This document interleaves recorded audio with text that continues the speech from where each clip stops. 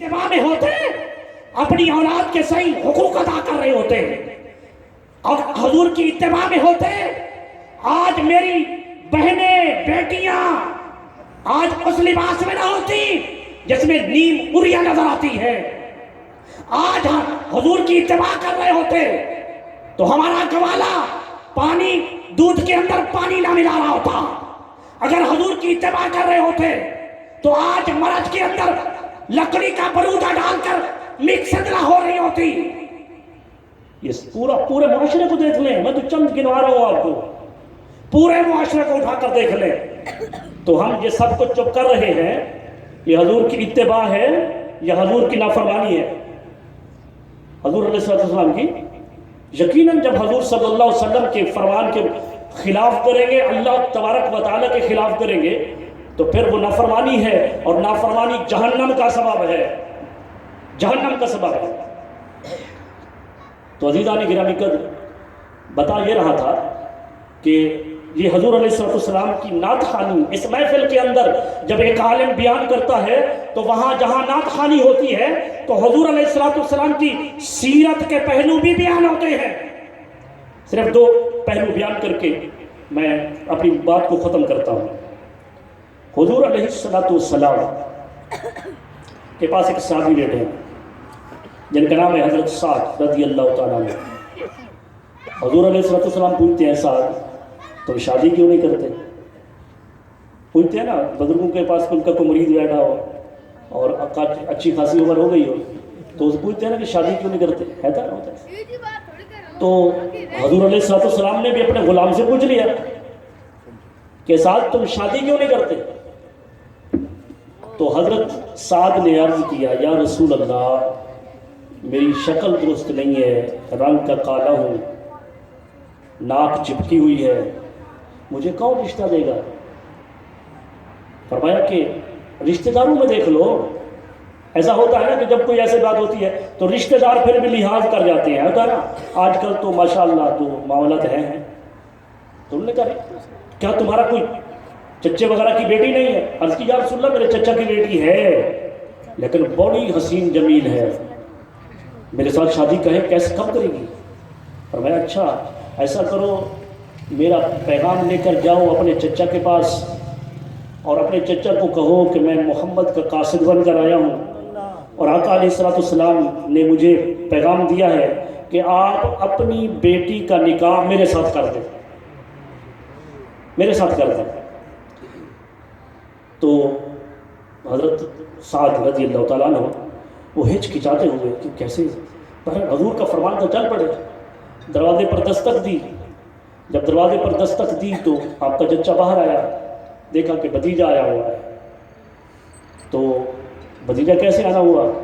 فرمایا میں محمد عربی صلی اللہ علیہ وسلم کا فرستادہ ہوں, ان کا بھیجا ہوا قاصد ہوں. کیا پیغام ہے ہمارے آقا کا؟ وہ بھی حضور کا غلام تھا, صحابی رسول تھا, کیا حکم ہے؟ فرمایا حضور کا حکم یہ ہے کہ حضور علیہ السلام نے فرمایا ہے کہ آپ اپنی بیٹی کا نکاح میرے ساتھ کر دیں. بس وہ جو چہرے پر مسرت تھی نا وہ تھوڑی ماند پڑ گئی, وہ تھوڑی ماند پڑ گئی. سوچنے لگے, سوچتے سوچتے پسے پردہ اللہ تبارک و تعالیٰ اولاد دے تو ایسی اولاد کبھی خدا نہ دے جو ماں باپ کو ہمیشہ کے لیے رسوا کر دے اور ماں باپ کی نہ مانے. ایسی اولاد سے اولاد کا نہ ہونا بہتر ہے. اولاد ہو تو ایسی ہو. وہ پسے پردہ سن رہی تھی اور اب باپ کہہ رہا تھا کہ ایسا کرو تم چلو اور میں آتا ہوں حضور کی بارگاہ میں. یعنی کہ یہ بھی حق ہے اولاد کا, اور والدین بھی کچھ غلط کرتے ہیں نا. اولاد کا یہ حق ہے جب بھی شادی کرو تو اپنی اولاد سے رائے ضرور لو, کیونکہ آپ نے تو ان کی شادی کر دینی ہے, ساری زندگی گزارنی ہے انہوں نے. یہ معاملہ شریعت کا ہے. جیسے ہمارے ہاں دیہاتوں کے اندر بچہ بھی چھوٹے ہیں, ان کے والدین نے شادی کر دی, بعد میں جو ہے نا ان کو ایک دوسرا پسند ہی نہیں ہے, تو نہیں بھائی بس جس طرح بھی گزارنا ہے. شریعت میں منع ہے. اگر لڑکا لڑکی کسی کی رضامندی نہیں ہے تو شادی کرنا والدین کے لیے اچھا نہیں ہے کہ ان کی شادی کریں. اس وجہ سے تو اسی کئی بیماریوں کو دیکھ کر مفتیان کرام نے یہ فتویٰ دے دیا کہ بغیر والدین کی رضامندی کے بچے شادی کر سکتے ہیں. حالانکہ اس سے بہت سے اور برائیاں جنم لے گئی کہ انہوں نے دوپٹہ اٹھایا چلی گئی.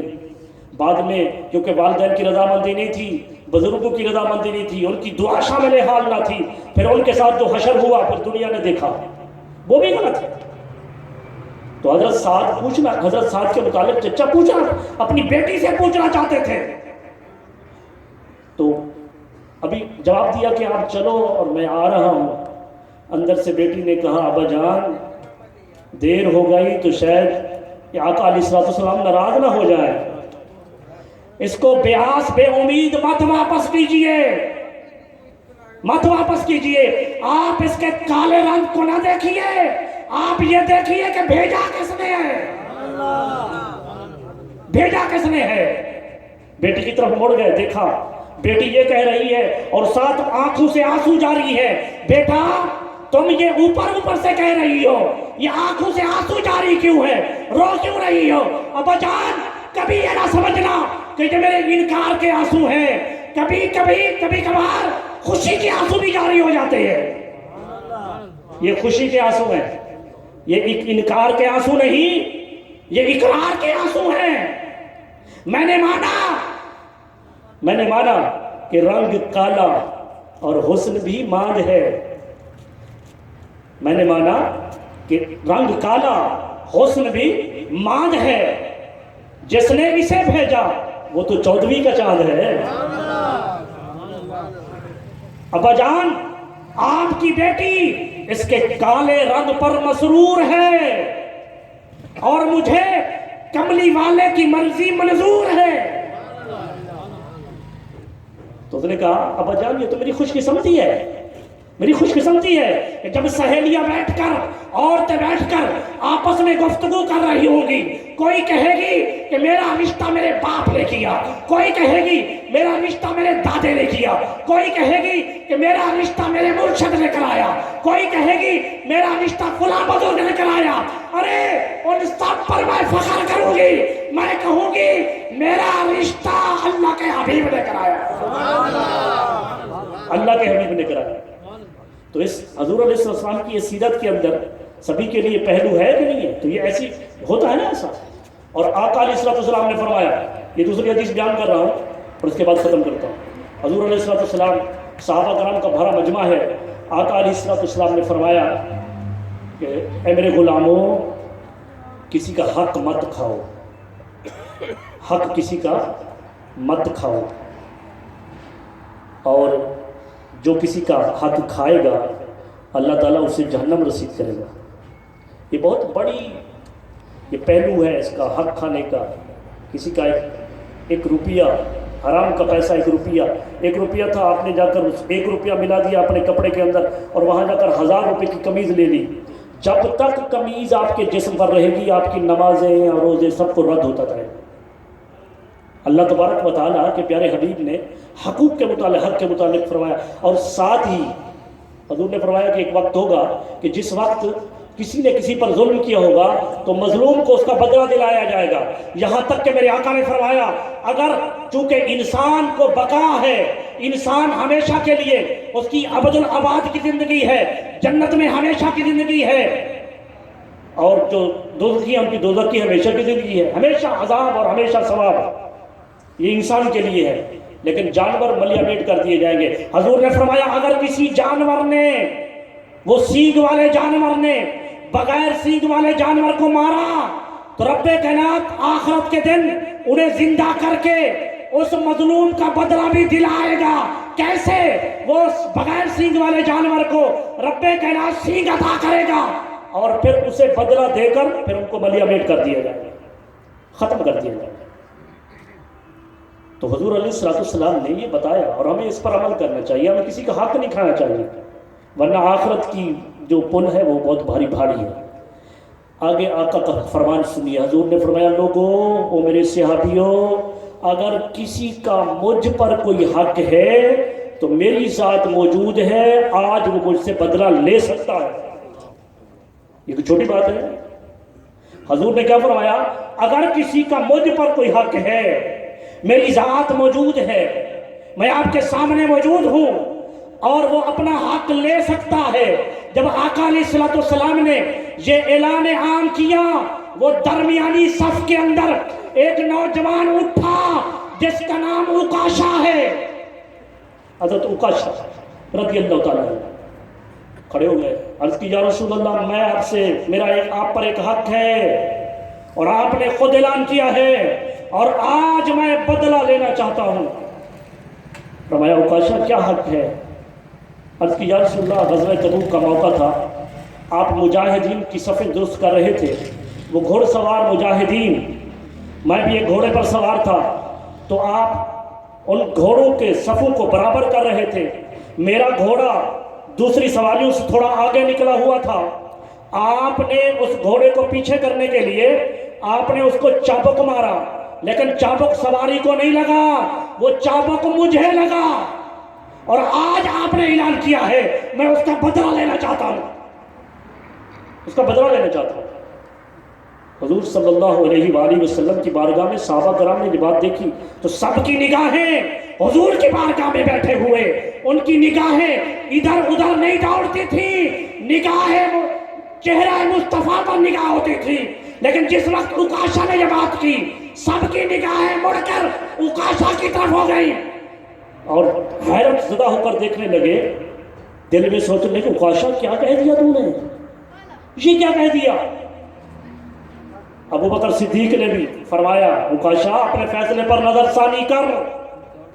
حضرت عمر فاروق نے بھی جلالی آنکھ کے ساتھ دیکھا، لیکن عکاشہ اپنے مطالبے پر موجود ہے کہ حضور نے خود ہی تو فرمایا ہے۔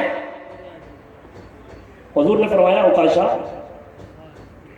میرے پاس آؤ، فرمایا بلال وہ چابک جو تبوک کے موقع پر، غزوہ تبوک کے موقع پر میرے پاس ہوتا تھا، وہ چابک میری بیٹی فاطمہ الزہرا کے گھر میں ہے، جاؤ اور وہ لے کر آؤ۔ بھرے مجمع کے اندر صحابہ کرام کی کوئی آنکھ ایسی نہیں تھی کہ جو اشک بار نہ ہو، سارے صحابہ رو رہے تھے، حضرت بلال کی آنکھوں سے آنسو جاری تھے، لڑکھڑاتے پاؤں فاطمہ الزہرا وہ کونین کی شہزادی کے گھر کی طرف چلے، پاؤں لڑکھڑا رہے ہیں، آنکھوں سے آنسو جاری ہے، فاطمہ الزہرا کے دروازے پر پہنچ کر دستک دیتے ہیں، اندر آواز آتی ہے من دق الباب، دروازہ کھٹکانے والا کون ہے؟ فرمایا انا بلال، میں بلال ہوں۔ بلال کیسے آنا ہوا، کیوں آئے ہو؟ میرے ابا حضور نے کوئی پیغام بھیجا ہے؟ روتے ہوئے لبوں کے ساتھ، روتے ہوئے آنکھوں کے ساتھ، لڑکھڑاتی زبان کے ساتھ حضرت بلال نے کہا کونین کی شہزادی، میرے آقا کی لاکھ جگر، معاملہ یہ ہے کہ امام الانبیاء اپنا درہ طلب کر رہے ہیں، اپنا چابک طلب کر رہے ہیں۔ بلال کیا وجہ ہے؟ میرے ابا حضور تو حالت علالت میں ہے، بیماری کے حجام میں ہے، کہیں سفر جانے کا ارادہ بھی نہیں، کسی کو سزا دینے کا ارادہ بھی نہیں، تو کیا وجہ ہے کہ وہ اپنا چابک کیوں منگوا رہے ہیں؟ بلال نے اپنی لڑکھڑاتی زبان سے عرض کیا اے کونین کی شہزادی، معاملہ یہ ہے کہ حضرت عکاشہ نے ایک مطالبہ کر دیا ہے، اور حضرت عکاشہ نے کہا ہے کہ مجھے غزوہ تبوک کے موقع پر یا رسول اللہ آپ نے چابک مارا تھا، اور آج آپ نے خود بدلہ لینے کا کہا، میں وہ بدلہ لینا چاہتا ہوں۔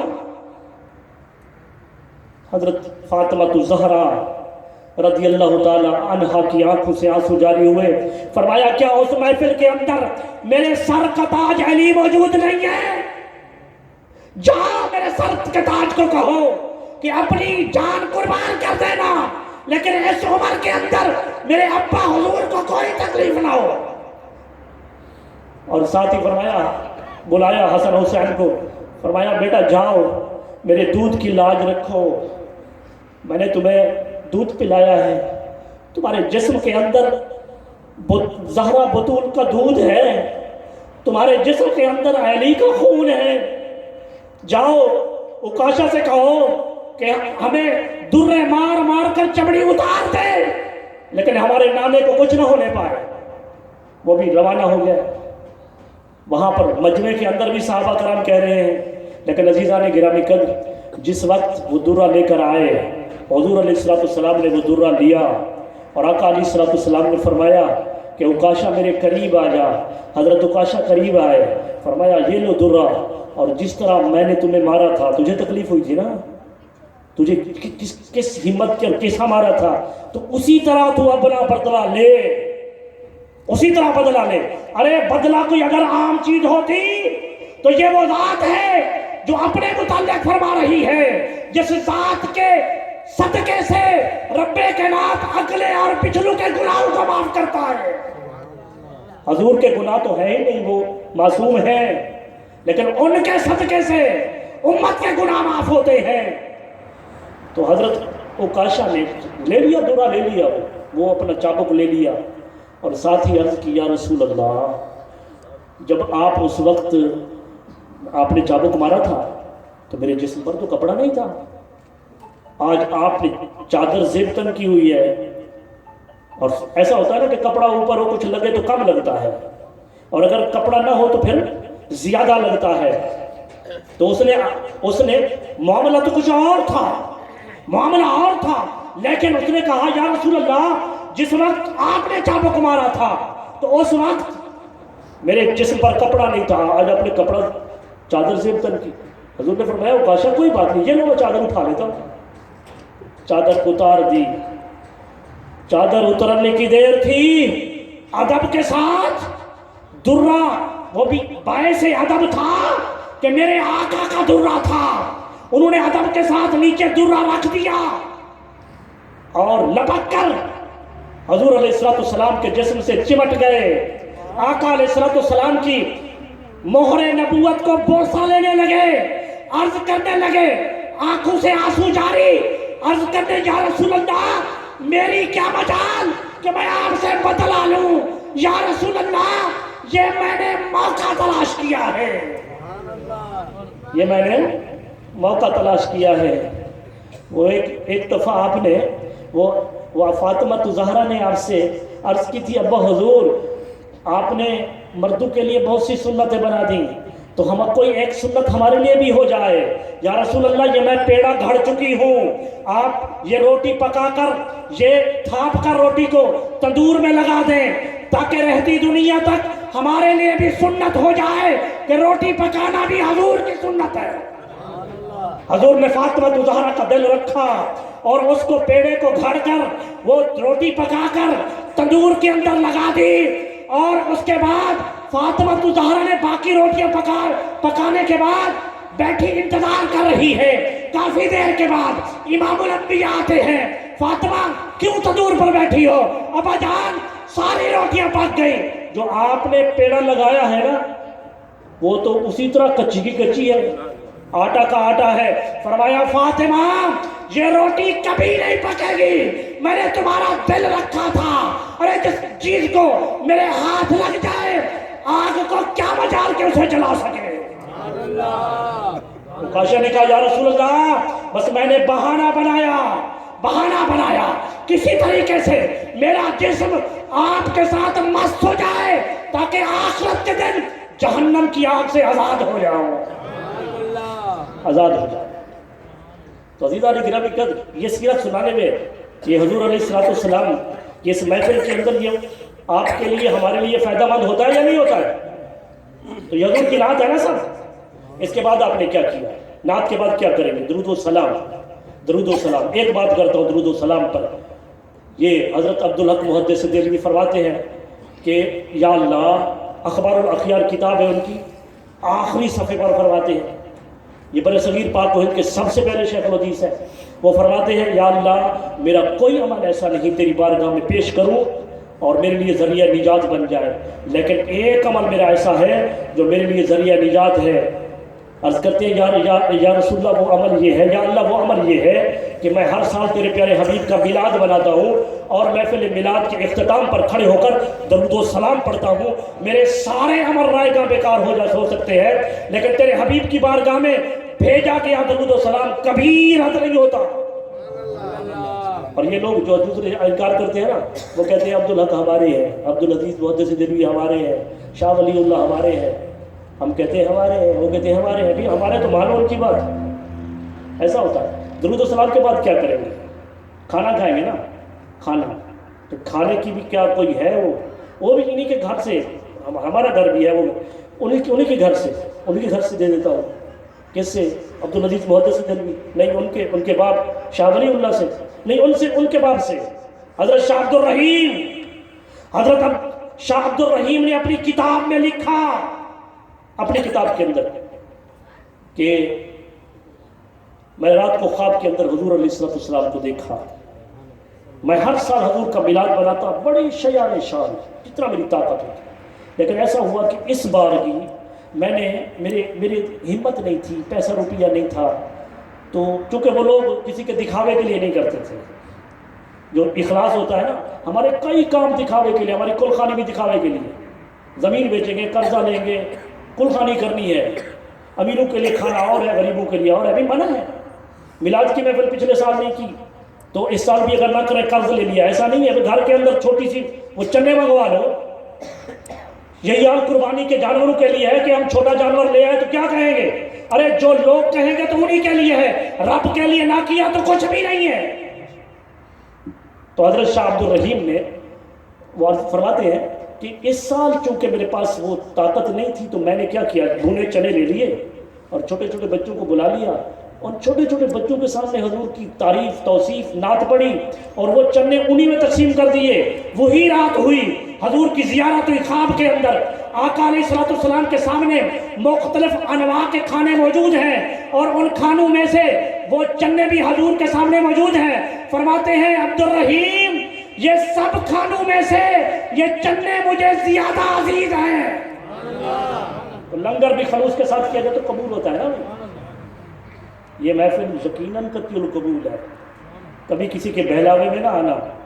اللہ تبارک و تعالیٰ ایسی محفلیں اٹینڈ کرنے کی توفیق عطا فرمائے، اور ہمارے بھائی کی، ان کے والد محترم یہاں تشریف فرما ہے، اللہ تبارک و تعالیٰ ان پر رحم و کرم فرمائے، اور اہل خانہ پر اللہ تبارک و تعالیٰ اپنا رحم و کرم فرمائے۔ وما علینا الا البلاغ۔